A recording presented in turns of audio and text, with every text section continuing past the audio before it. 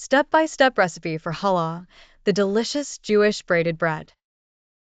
Ingredients. For the dough, 4 cups of all-purpose flour, plus a little more for dusting, a 1/4 cup of sugar, 1 teaspoon of salt, 1 packet, 7g, of active dry yeast, 1/2 cup of warm water, about 40 degrees Celsius, 1/2 cup of vegetable oil, you can use olive oil, 3 eggs, 2 for the dough and 1 for brushing.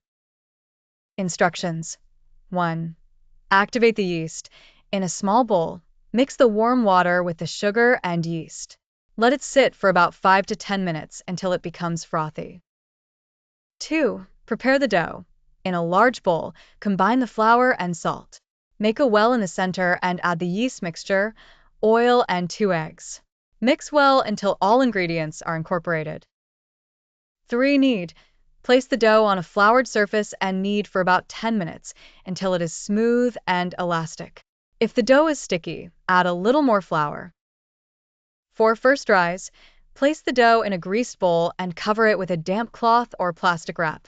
Let it rest in a warm place for about 1 to 2 hours until it doubles in size. 5. Degasse. Once the dough has risen, gently punch it down to degasse it. Then, place it on a floured surface. 6. Divide and shape braids. Divide the dough into 3 equal parts, or 6 if you want to make a 6-strand braid. Shape each part into a long cylinder. Join the ends of the cylinders and braid them, pressing the ends to seal.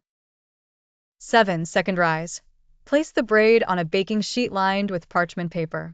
Cover with a cloth and let it rise again for about 30 to 45 minutes. 8. Preheat the oven. Preheat the oven to 180 degrees Celsius, 350 degrees Fahrenheit. 9. Brush. Beat the remaining egg and brush the surface of the braid with it. This will give it a beautiful golden color when baked. 10. Bake.